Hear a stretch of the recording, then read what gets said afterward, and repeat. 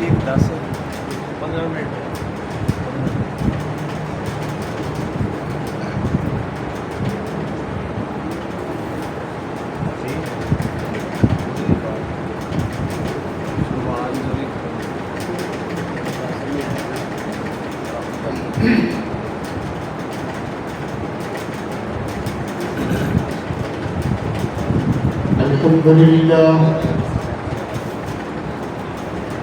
الحمد لله والصلاة والسلام على من لا نبي بعده وعلى آله وأصحابه الذين هم مفاتيح الرحمة ومصابيح الغرر. أعوذ بالله من الشيطان الرجيم. بسم الله الرحمن الرحيم. ما كان محمد أبا أحد من رجالكم ولكن رسول الله وخاتم النبيين وكان الله بكل شيء عليما. وقال النبي صلى الله عليه وسلم أنا آخر الأنبياء وأنتم آخر الأمم. آمنت بالله صدق الله مولانا العظيم وصدق رسوله النبي الأمي الكريم ونحن على ذلك لمن الشاهدين والشاكرين والحمد لله رب العالمين. خدا در انتظار حمد مانی محمد چشم بر راہ سنانی محمد حامد حمد خدا بس خدا مدى آفرین مصطفیٰ بس محمد اسمی خواہم خدا را خدایا از تو حب مصطفیٰ را. بلند آواز سے پڑھیں اللہم صلی علی محمد وعلی آل محمد كما صليت على إبراهيم وعلى آل إبراهيم إنك حميد مجيد. اللهم بارك على محمد وعلى آل محمد كما باركت على إبراهيم وعلى آل إبراهيم إنك حميد مجيد. ارباب المدانش، واجب الاحترام، بزرگوں، بھائیوں، عزیز دوستوں، عالمی مجلس ختم نبوت کے پلیٹ فارم پر آج کے اس جمعۃ المبارک کے خطبے کے لیے مجھے 2 مساجد کے لیے اختیار دیا گیا. ایک آپ کی یہ مسجد اور ایک اور مسجد تھی. آپ کو اختیار ہے اس مسجد میں آپ جمعے کا خطبہ دیں یا پھر اس مسجد میں. الحمدللہ میں نے آپ لوگوں کا انتخاب کیا ہے. امید ہے کہ آپ مجھے داد دینے پر جبراً مجھے نہیں کہنا پڑے گا جس طرح ہمارے نعت خوان حضرات یا علماء حضرات کچھ کہتے ہیں بیدار کرنے کے لیے دونوں ہاتھ بلند کر کے سبحان اللہ کہو.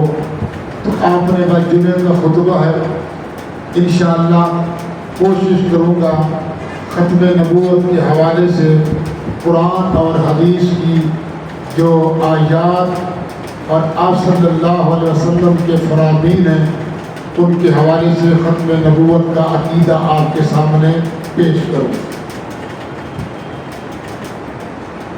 آپ کی توجہ کے لیے جو حدیث مبارکہ میں نے خطبے میں تلاوت کی اس کا ترجمہ پہلے ہی کر دیتا ہوں۔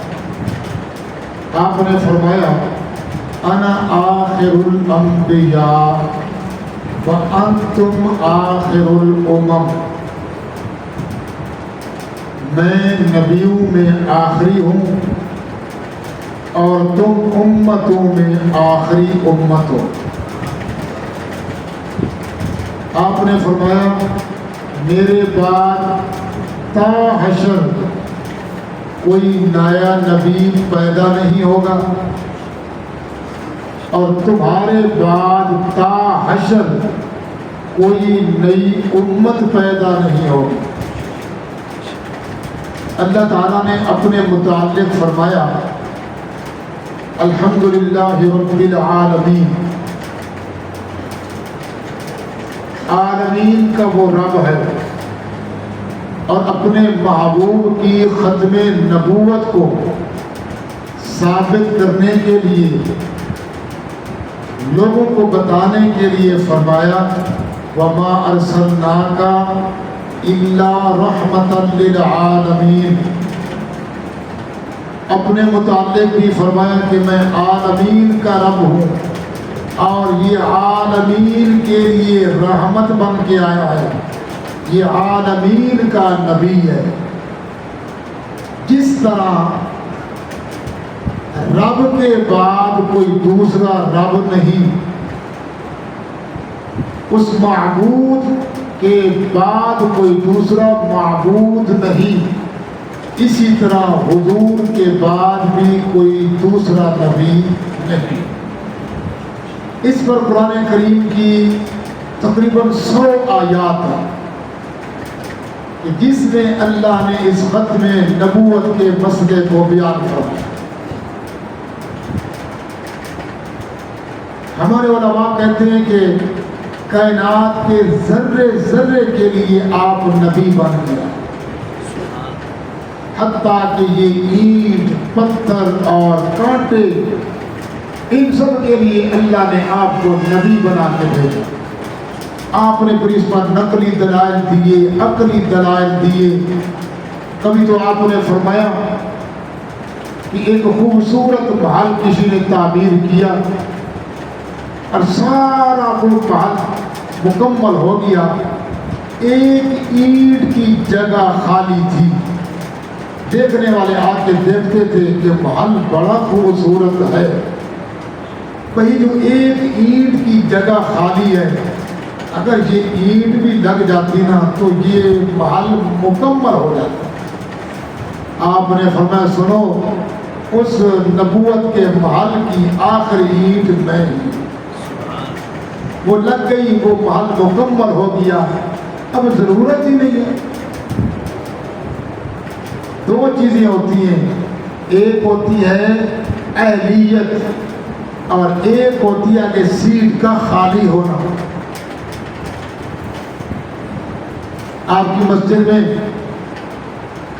ایک عالم دین آئے، اس نے حفظ کی سند بھی آپ کو دکھائی، تجوید کی سند بھی دکھائی اور درس نظامی کی سند بھی دکھائی، مفتی کا کورس کر کے وہ سند بھی دکھائی۔ جی میرے پاس یہ ساری ڈگریاں موجود ہیں، آپ مجھے اپنی مسجد میں امام خطیب مقرر کر دیں۔ آپ کہیں گے واقعی آپ کے پاس ڈگریاں اصلی ہیں، آپ اس عہدے کے لیے اہلیت رکھتے ہیں، لیکن ہماری مجبوری یہ ہے کہ ہمارے پاس اس مسجد میں سیٹ خالی نہیں ہے۔ آلریڈی ہمارے پاس امام بھی ہے اور خطیب بھی ہے۔ اسی کے متعلق حضور نے فرمایا تھا لو کان بعدی نبی لکان عمر بن الخطاب، لو کان بعدی نبی لکان عمر، اگر میرے بعد کوئی نبی ہوتا، ہے نہیں، اگر میرے بعد کوئی نبی ہوتا تو پھر وہ عمر بن خطاب ہوتا، اس کے اندر نبوت والی ساری صفات موجود ہیں، لیکن آگے سیٹ خالی نہیں ہے، اس لیے کیا نا خاتم النبیین لا نبی بعدی، میں نبیوں میں آخری ہوں، میرے بعد کوئی نبی پیدا نہیں ہوگا۔ ہجرت مدینہ میں جب آپ نے مواخات قائم فرمایا، آپ ایک مہاجر صحابی کا ہاتھ پکڑتے ہیں، ادھر ایک انصاری صحابی کا ہاتھ پکڑتے ہیں، ہاتھوں میں ہاتھ ملا کر فرماتے ہیں جاؤ تم دونوں بھائیوں۔ ایک ہجرت کرنے والا صحابی، ایک مدینے کا صحابی، دونوں کے ہاتھ ملا کر فرماتے ہیں جاؤ میں نے تمہارا بھائی چارہ قائم کر دیا، قربان جاؤں صحابہ تمہاری عظمت پر، تمہارے بلند مقام پر، تم نے ایسی ایسی مثالیں قائم کی، دنیا حیران ہو گئی۔ ایک صحابی کو، مہاجر صحابی کو حضور نے انصاری صحابی کا بھائی بنایا، جاؤ تم آج کے بعد بھائی ہو۔ دونوں باہر نکلے، انصاری صحابی کہنے لگے جانتے ہو انصاری صحابی کسے کہتے ہیں؟ مدینہ کے رہنے والوں کو انصاری صحابی کہتے ہیں، مکہ سے ہجرت کرنے والے کو مہاجر صحابی کہتے ہیں۔ اللہ کے نبی نے دونوں کا مواخات فرمایا، بھائی چارہ فرمایا، باہر نکلے، انصاری صحابی کہنے لگے مہاجر صحابی سے او میرے بھائی، رسول اللہ صلی اللہ علیہ وسلم کی زبان سے تم میرے بھائی، میں تمہارا بھائی، اللہ کے رسول نے ہمیں بھائی بھائی بنا دیا ہے، آئے نا میرے دو باغ ہیں، دونوں باغوں کو آپ دیکھ لیں، جو باغ تجھے پسند آئے گا وہ باغ میں تیرے نام کر دوں گا۔ سبحان اللہ۔ آگے چلیے، آگے وہ انصاری صحابی کہنے لگے میرے دو گھر ہیں، دونوں گھر میرے دیکھ لے، ان میں جو میرا گھر تجھے پسند ہوگا وہ گھر بھی میں تیرے نام لگا دوں گا۔ سبحان اللہ، اتنی ہلکی نہیں بنتی، یہ گرمی ہے، وہ گھر بھی تیرے نام لگا دوں گا۔ آگے چلیے، اس اپنے سینے پہ ہاتھ رکھ کے ذرا سوچے صحابہ کا کیا جذبہ تھا، کیا مقام تھا، رب نے ایسے ان کو نہیں فرما دیا رضی اللہ عنہم ورضوا عنہ، یہ مجھ سے راضی میں ان سے راضی، کلا وعد اللہ الحسنی، قرآن ہے کلا وعد اللہ الحسنی، میرے نبی میں آپ کی جماعت پر، آپ کے صحابہ پر اتنا راضی ہو گیا ہوں، اتنا راضی ہو گیا ہوں کہ میں نے سب کے لیے جنت کا وعدہ کر لیا ہے۔ وہ صحابی کہنے لگے مہاجر بھائی سے میری دو بیویاں ہیں، ایک نظر دونوں کو دیکھ لیجئے، میری جو بیوی تجھے پسند آئے، بھلی لگے، میں اس کو طلاق دیتا ہوں، طلاق دینے کے بعد جب عدت گزرے گی میں خود تیرا نکاح اس کے ساتھ کروا دوں گا۔ یہ بھائی چارہ حضور نے مقرر کیا اور صحابہ نے اس پر ایسے عمل کیا، دنیا حیران ہے۔ آج ایک چوڑا آدمی بھنگ پی کے صحابہ کی زندگی پر تبصرہ کرے تو جوڑ بنتا ہے جس کو خدا پاس کر دے۔ بڑے سے بڑا محدث دعویٰ نہیں کر سکتا کہ میں جنتی ہوں، ہاں امید ہے ہم جس راستے پر جا رہے ہیں یہ راستہ جنت کی طرف جا رہا ہے، انشاءاللہ جنت میں پہنچیں گے۔ دعوے سے کوئی نہیں کہہ سکتا، لیکن صحابی دعوے سے کہہ سکتا ہے الحمدللہ میں جنتی ہوں۔ سبحان اللہ۔ اس صحابی نے فرمایا کہ میں اپنی ایک بیوی کو طلاق دے دیتا ہوں، اس کی عدت گزرے گی، میں اپنے بھائی کے ساتھ خود اس کا نکاح کروا دوں۔ یہ صحابہ آپ نے بھائی چارہ کیا۔ ایک مہاجر صحابی کا ہاتھ پکڑتے ہیں، ادھر انصاری صحابی کا ہاتھ پکڑتے ہیں، بھائی چارہ ہو گیا۔ اور جب حضرت علی فرماتے ہیں میری باری آئی، ادھر انصار صحابہ سارے بھگت چکے تھے، اب کوئی نہیں بچا، میری آنکھوں میں آنسو بھر آئے، میری باری آئی تو میرا کوئی بھائی نہیں ہے انصار میں سے۔ آپ نے دیکھا کہ حضرت علی پریشان ہو گئے، آپ نے فرمایا علی آپ کو پریشان ہونے کی ضرورت نہیں، غم کرنے کی ضرورت نہیں، اگر کوئی انصاری تیرا بھائی نہیں بچا کوئی بات نہیں، تو میرا بھائی ہے، میں تیرا بھائی ہوں، سبحان اللہ، اور تو میرے لیے ایسی ہے جیسے موسیٰ علیہ السلام کے لیے ہارون بھائی تھے۔ اب یہاں پر ایک شبہ پیدا ہو سکتا تھا، موسیٰ پیغمبر گزرے ہیں، ان کے جانے کے بعد اللہ نے ان کی موجودگی میں اللہ نے ہارون کو بھی نبوت عطا فرمائی، شبہ ہو سکتا تھا۔ آپ نے فوراً فرمایا لیکن نبی بعدی، لیکن یاد رکھنا میرے بعد کوئی نبی نہیں ہے، میرا بھائی تو ہے لیکن نبی نہیں ہے۔ اور یہ مردہ غلام قادیانی نے نبوت کا دعویٰ کیا، نمو نمت تھا کو جن پہاڑ لتا، وہ بھی سور کا بچہ۔ بھئی ایک موٹر وے پہ ایک ٹرک جا رہا، اس کی ایک بتی اور دوسری نہ ہو، موٹر وے والے چلان کر دیتے ہیں کہ اس ٹرک کو موٹر وے پہ چلنے کی اجازت نہیں، کیوں؟ اس کی ایک آنکھ خراب ہے۔ تو اللہ نے نبوت کی شاہراہ پر بھی کسی کانے کو آنے کی اجازت نہیں دی۔ میرا نبی کہاں اور یہ کانا دجال کہاں؟ کوئی مطابقت نہیں، کوئی جوڑ نہیں۔ اللہ نے اپنے محبوب کو کیا مقام عطا فرمایا؟ کوئی نبی مرسل بھی آمنہ کے لال کے مقام کو نہیں پہنچ سکے۔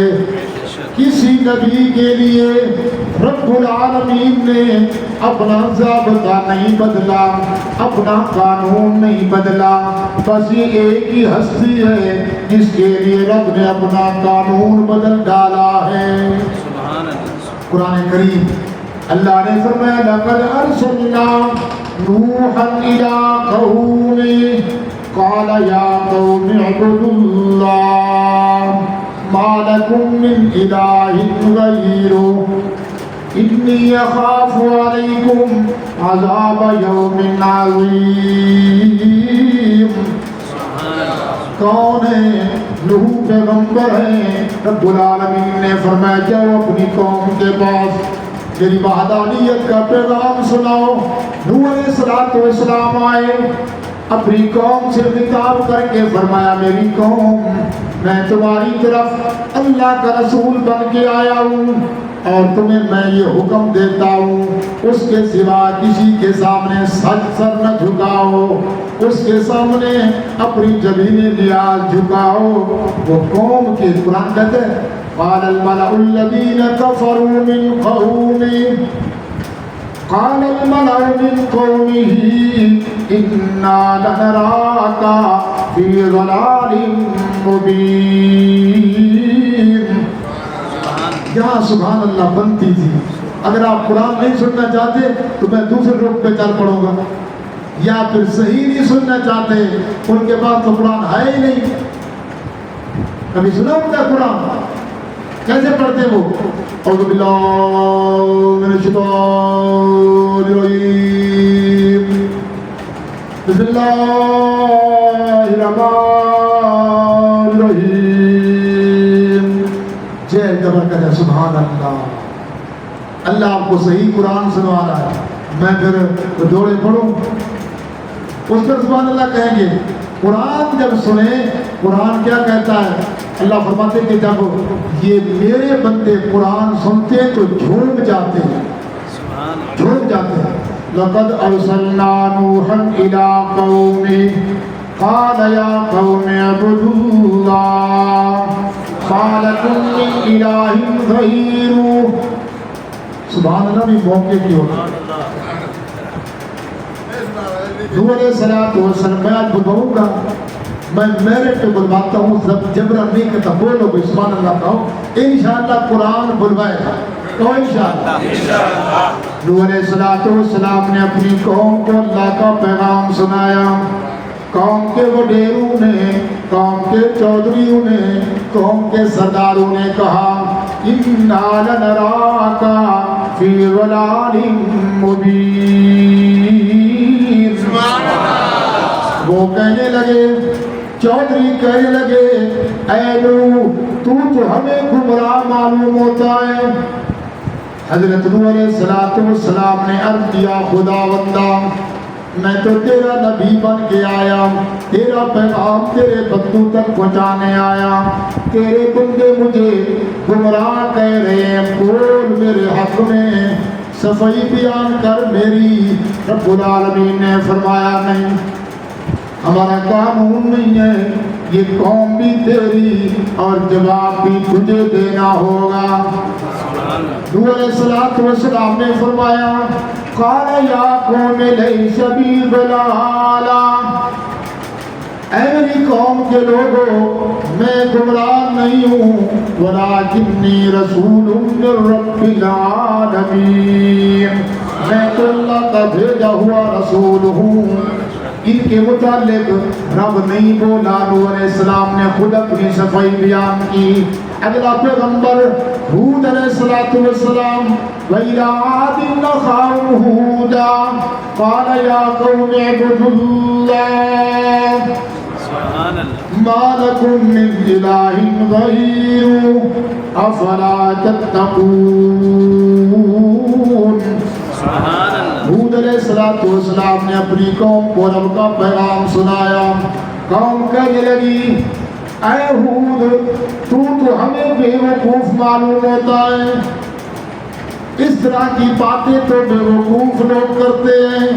حضرت ہود علیہ السلام نے التجا کی, خدا بندہ تو جانتا ہے کہ میں تیرا پیغمبر ہوں, تیرا رسول ہوں, تیرا پیغام تیرے بندوں کو پہنچا رہا ہوں, لیکن آگے جواب یہ ملتا ہے کہ تو بے وقوف ہے. جانا ان کو بتا کہ میں بے وقوف نہیں ہوں. رب العالمین نے فرمایا قوم تیری جواب بھی تجھے دینا ہوگا. ہود علیہ السلام بولے قال یا قوم لیس بی سفاہا, قوم کے لوگوں میں بے وقوف نہیں ہوں, میں تو رب العالمین کا بھیجا ہوا رسول ہوں. نہیں بولا رب. خود ہود علیہ السلام نے اپنی صفائی بیان کی.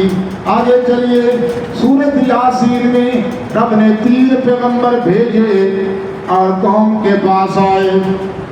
قوم کہنے لگی قالوا ما انتم الا بشر مثلنا, ہم تمہیں رسول ماننے کے لیے تیار نہیں ہیں, تم تو ہماری طرح انسان ہو. بشریت کا انکار کر دیا انہوں نے. تینوں پیغمبر التجا کرنے لگے, خدا بندہ نوح علیہ السلام ایک پیغمبر ہے, آپ نے ان کی صفائی بیان نہیں کی. ہود علیہ السلام کی بھی صفائی بیان نہیں کی.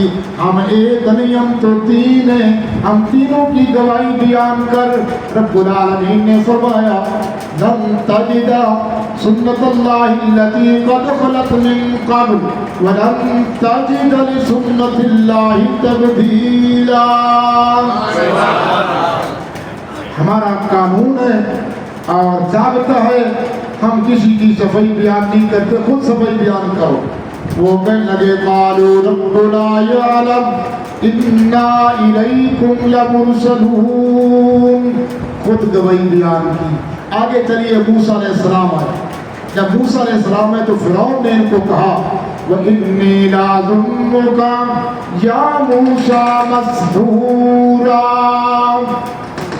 اے موسیٰ تو ہمیں سحر زدہ معلوم ہوتا ہے, تیرے اوپر کسی نے جادو کر دیا. اب موسیٰ علیہ السلام نے فرمایا یا اللہ میں تو تیرا قریب پیغمبر ہوں، لاڈلا پیغمبر ہوں، بتانا فرعون کو کہ میرے اوپر جادو نہیں ہوا۔ رب العالمین نے فرمایا ہمارا ضابطہ وہی ہے وَلَن تَجِدَ لِسُنَّتِ اللَّهِ تَبْدِيلًا۔ خود بولو۔ اب موسیٰ علیہ السلام نے فرعون کو جواب دیا اِنِّي لَأَظُنُّكَ وَإِنِّي لَأَظُنُّكَ يَا فِرْعَوْنُ مَذْكُورًا۔ اے فرعون میں دیکھتا ہوں کہ ان قریب تیرا بیڑا غرق ہونے والا ہے۔ ادھر بھی رب نہیں بولے، لیکن جب اس کے محبوب کی باری آئی قرب موسیٰ اور ہے، قرب محمد اور ہے، طور سینہ اور ہے، عرش معلیٰ اور ہے، اس کے محبوب کی باری آئی، لوگوں نے کہا یہ ساحر ہے، مجنون ہے۔ آپ نے جب بیت اللہ شریف کے قریب ان کافروں کو، سرداروں کو اللہ کی طرف بلایا، اللہ کا پیغام پہنچایا، کہنے لگے یہ تو ساحر ہے، یہ مجنون ہے۔ آپ تو شرم و حیا کے پیکر تھے، خاموش ہو گئے، صبر کا جام آپ نے پی لیا، لیکن رب العالمین نے اپنا قانون توڑا، ضابطہ توڑا، اور میدان میں آگے فرمایا نون والقلم وما یسطرون ما انت بنعمت ربک بمجنون۔ آپ سے اس لیے کروا رہا ہوں کہ یہ حافظوں کی مسجد ہے، میرے خیال میں پورے لاہور میں مشہور ہے کہ اس مسجد میں حافظ زیادہ ہیں، اس لیے آپ کو بلوا رہا ہوں۔ قرآن سے پوچھئے، رب العالمین نے خود فرمایا میرے محبوب تو میرا محبوب ہے، اور میں تمہیں بتاؤں کہ محبت کا تقاضا کیا ہوتا ہے۔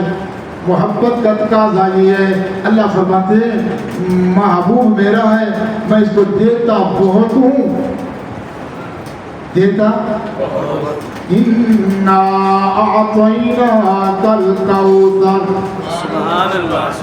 بہت دیتا ہوں، اور پھر کہتا ہوں میرے محبوب تھوڑا ہی تو دیا ہے، دیتا بہت ہوں، اور پھر کہتا ہوں محبوب تھوڑا ہی تو دیا ہے۔ کیوں؟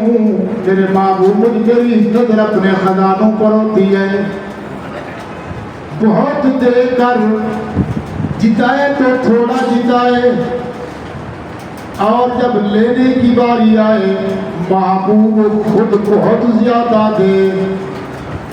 جب دینے کی باری آئے دے زیادہ اور کہے میں نے تھوڑا تو دیا ہے، اور جب لینے کی باری آئے تو یہ دے تھوڑا، وہ کہا آپ نے بہت دیا ہے۔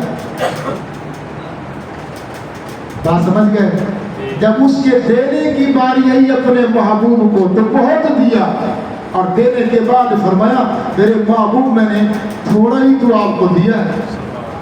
اور جب لینے کی باری آتی ہے محبوب تھوڑی چیز دیتا ہے، وہ خود کہتا ہے ماں بس کر میرے محبوب بہت زیادہ دے دیا۔ کیا ایھا المزمل قم اللیل الا قلیلا۔ ہمیں حکم ہے عبادت کرو، کسی کو اللہ نے نہیں فرمایا کہ بس کرو تمہاری عبادت مکمل ہے، بس ایک ہی ذات ہے، میرے محبوب ہے۔ آپ رات کو عبادت کرتے ہیں، وہ خود کہتے ہیں محبوب بس کر، اب بہت آپ نے عبادت کر لی، تھوڑی دیر آپ سکون کر لیں۔ یہ ہے محبت کا تقاضا، اس کو محبوب کہتے ہیں۔ یقین کیجئے قرآن کریم میں جس نبی پر یا جس نبی کی ماں پر کوئی الزام لگا، اللہ نے فرمایا ہمارا قانون وہی ہے، ہم کسی کے لیے میدان میں آ کر صفائیاں بیان نہیں کرتے، ہاں اپنی قدرت کا مظاہرہ ضرور کرتے ہیں، کسی کو بلوا دیتے ہیں، لیکن جب حضور کی اپنی حمیرہ پر، عائشہ صدیقہ پر الزام لگا تو رب نے فرمایا کہ محبوب آپ خاموش رہیں، اس کے لیے پھر میدان میں خود آؤں گا۔ اللہ نے قرآن پاک کی 18 آیات نازل فرمائی۔ حضرت مریم پر جب الزام لگا نا، مریم پر یہ قرآن پاک میں ہے سورۃ مریم میں. ان پر الزام اللہ نے اپنی قدرت دکھانی ہے. وہ ہر چیز پر قادر ہے. بولو ہر چیز پر قادر ہے. جیسے چاہے اپنی مرضی کا مالک ہے, کر کے دکھا سکتا ہے. اس کے کام میں کوئی آڑے نہیں آ سکتا. اس نے اپنا نشانی بتانی تھی عیسیٰ علیہ السلام کو, تو اللہ تعالیٰ نے حضرت مریم کو بغیر خامد کے بیٹا عطا فرمایا. پاک دامنہ شریف باحیا عورت, اس کو جب بیٹا ہوا تو اب وہ بڑی پریشان ہوئی کہ قوم کو کیا منہ دکھاؤں گی, کس کس کا منہ بند کروں گی. اب اللہ نے فرمایا کہ چپ کا روزہ رکھ لو, جاؤ جب کوئی بات کریں تو آپ نے کہا کہ میرا روزہ ہے, اس سے پوچھو جو آیا ہے.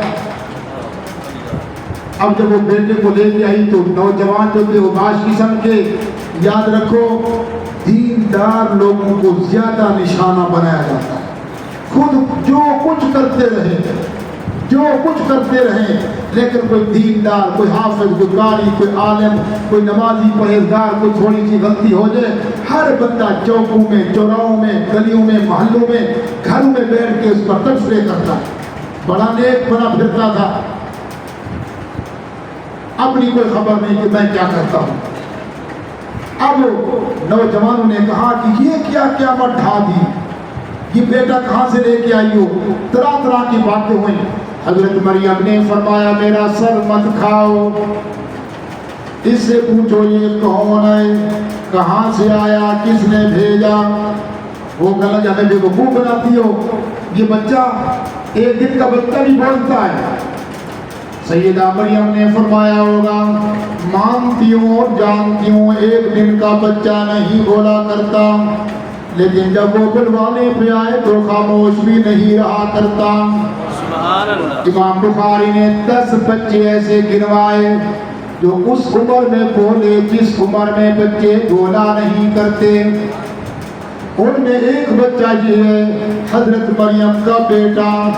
انہوں نے اشارہ کیا فاشارت الیہ قالوا کیف نکلم من کان فی المہد صبیا قال انی عبد اللہ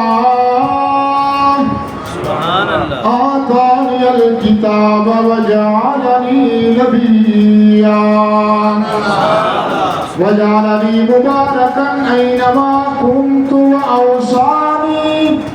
وأوصاني بالصلاة والزكاة ما دمت حيا وبرا بوالدتي ولم يجعلني جبارا شقيا والسلام علي يوم أموت ويوم أبعث حيا ذلك عيسى ابن مريم ذالک عیسی ابن مریم. یہ عیسیٰ ابن مریم ہے. جب اشارہ کیا تو رب العالمین نے فرمایا عیسیٰ تیری ضرورت پڑ گئی, بول حقیقت کھول ثبوت توڑ. عیسیٰ علیہ السلام بولے اور کہا کہ اتنی صاف گفتگو عام بچے بولتے ہیں تو عجیب گفتگو ہوتی ہے. ایسی گفتار کی عیسیٰ علیہ السلام نے کہ رب نے اسے قرآن کا حصہ بنا دیا. فرمایا میں اللہ کا عبداللہ ہوں, اللہ کا بندہ ہوں اور عبد کامل ہوں. میرے رب نے میرے ساتھ وعدہ کیا کہ میں تیرے سر پہ نبوت کا تاج سجاؤں گا. اور وقت بڑی کی عیسیٰ علیہ السلام بولے اس عمر میں بولے جس عمر میں بچے بولا نہیں کرتے تھے. رب العالمین نے فرمایا عیسیٰ تجھے اس لیے بلوایا, تیری ماں کی عزت کا مسئلہ تھا, تیری ماں کی شرم و حیا کا مسئلہ تھا, اس لیے تجھے میں نے بلوایا. لیکن جب اس کے محبوب کی بیوی پر حرف آیا, محبوب کی محبوبہ پہ حرف آیا, منافقین نے الزام لگایا ایسا ایسی ہے ایسا ویسی ہے, محبوب خاموش رہے, خود خدا میدان میں آیا اور فرمایا میرے محبوب میں نے مکی کو حکم دے دیا کہ خبردار میرے نبی کے وجود تو دور کی بات ہے، چار دیواری کے اندر بھی جانے کی اجازت نہیں۔ اس ناپاک مکی کو نبوت کے گھرانے میں داخل ہونے کی اجازت نہیں ہے۔ یہ میرے نبی کا آنگن ہے، یہ میرے نبی کا گھر ہے، اس میں تجھے داخل ہونے کی اجازت نہیں۔ حضرت عمر بن خطاب نے سینہ تان کے فرمایا تھا، محبوب جو اللہ آپ کے بستر پر، آپ کے گھر پر، آپ کی چار دیواری میں ناپاک مکھی کو داخل نہیں ہونے دیتا، وہ آپ کے پاک بستر پر ناپاک عورت کو کیسے لیٹنے کی اجازت دیتا ہے؟ میں گواہی دیتا ہوں کہ یہ بہتان ہے۔ آپ کی عائشہ کا دامن تو جنت کی حور سے بھی زیادہ پاک ہے۔ یہاں میرا بولا کیونکہ یہ میرا محبوب ہے، اور فرمایا میرے محبوب ہم نے آپ کو بہت بڑا مقام دیا کہ ہم نے آپ کے سر پہ ختم نبوت کا تاج سجایا ہے، بہت بڑا انعام ہے۔ اگر ختم نبوت کا انکار کیا جائے تو خدا کی خدائی باقی نہیں رہتی، صحابہ کا وجود باقی نہیں رہتا، کیونکہ اللہ کے نبی نے فرمایا پہلے یہ ہوتا تھا، ایک نبی کا انتقال ہوتا اور دوسرا نبی پیدا کر دیتا لوگوں کی ہدایت کے لیے۔ میرے رب نے مجھے آخری نبی بنایا۔ اللہ کے رسول آپ کے بعد امت کا کیا بنے گا، کس کے سپرد کر کے جا رہے ہو؟ بخاری شریف آپ نے فرمایا کہ آپ بیٹھے تھے، ایک عورت آئی، بوڑھی عورت، کہنے لگی اللہ کے رسول مجھے آپ سے ایک مسئلہ پوچھنا ہے۔ آپ نے فرمایا بی بی میں اس وقت مصروف ہوں جہادی مہم میں، بعد میں آ جانا۔ وہ بوڑھی عورت کہنے لگی اگر میں کل آؤں اور آپ کو نہ پاؤں، موت کا نہ مجھے پتا ہے نہ آپ کو پتا ہے، اور یہ قرآن کا فیصلہ ہے، موت کے بارے میں کوئی نہیں جانتا۔ اس وقت ہم زمین کے اوپر بیٹھے ہیں، کوئی نہیں جانتا کہ رات ہماری زمین کے اوپر گزرے گی یا زمین کے اندر گزرے گی، کوئی نہیں جانتا کہ کل کیا ہونے والا ہے، ہمارے ساتھ کیا ہوگا، گھر جا سکیں گے یا نہیں جا سکیں گے۔ بوڑھی عورت کہنے لگی اللہ کے رسول آپ کو بھی موت کا پتہ نہیں کب آئے گی، کیونکہ حضور نے خود فرمایا کہ میں جب نماز کا دائیں طرف سلام پھیرتا ہوں مجھے یقین نہیں ہے کہ میں بائیں طرف بھی سلام پھیر سکوں گا یا موت پہلے آ جائے گی، میں آؤں اور پھر آپ کو نہ پاؤں، آپ فوت ہو جائیں یا میں فوت ہو جاؤں تو میرا مسئلہ بیچ میں رہ جائے گا۔ آپ نے فرمایا بی بی پریشان ہونے کی کوئی بات نہیں، اگر تو آئے اور مجھے نہ پائے فاتنی ابا بکر، ابو بکر کے پاس چلے جانا، جو مسئلہ میں بیان کروں گا وہی مسئلہ تجھے ابو بکر بیان کر دے گا۔ آپ نے بتا دیا میرے بعد ابو بکر تو مسئلہ بتا سکتا ہے، میرے بعد ابو بکر تو ہوگا لیکن کوئی نیا نبی نہیں ہوگا۔ آپ نے فرمایا آنا والساعۃ کہاتین، میں اور قیامت ایسی ہے جیسے یہ دو انگلیاں برابر، پہلے میں آیا میرے بعد قیامت آئے گی، پہلے میں آیا میرے بعد کیا بتائے گی۔ کیا بتانا چاہتے ہیں؟ ختم نبوت بتانا چاہتے ہیں لوگوں، میرے بعد قیامت تو آ سکتی ہے، نیا نبی نہیں آ سکتا۔ اس قادیانی لعین نے آپ نے خود فرمایا میرے بعد 30 ایسے دجال کذاب ہوں گے جو میری ذات پہ حملہ کریں گے، ختم نبوت پہ حملہ کریں گے۔ اور مرزا قادیانی نے جھوٹی نبوت کا دعویٰ کیا، انگریز کا تیار کیا ہوا پودا، اس نے نبوت کا، اور پھر اللہ پاک نے اس کا مقام دنیا والوں کو دنیا میں بتا دیا کہ میرے نبی کے بعد اگر کوئی نبوت کا جھوٹا دعویٰ کرے گا تو لوگوں دیکھ لو اس کا مقام ہم نے دنیا میں تمہیں بتا دیا۔ رحمت عالم صلی اللہ علیہ وسلم نے فرمایا اللہ نے نبیوں کو یہ امتیاز بخشا ہے، نبی جس مقام پر فوت ہوتا ہے وہی جگہ وہی مقام نبی کا مدفن بنتا ہے۔ سبحان اللہ۔ آپ کا جب انتقال کربلا ہوا تو صحابہ کرام میں اختلاف ہوا آپ کو دفن کہاں کیا جائے، آپ کی قبر مبارک کہاں بنائی جائے۔ کئی صحابہ آگے بڑھے، ہم نے اپنے کانوں سے سنا، رحمت عالم صلی اللہ علیہ وسلم نے فرمایا نبی کا یہ شان ہوتا ہے، نبی جس جگہ انتقال کرتا ہے وہی جگہ نبی کا مدفن بنتی ہے۔ تو حضور کو پھر کہاں دفن کیا گیا؟ اما عائشہ رضی اللہ تعالیٰ عنہ کے حجرے کے اندر، آپ وہاں پہ۔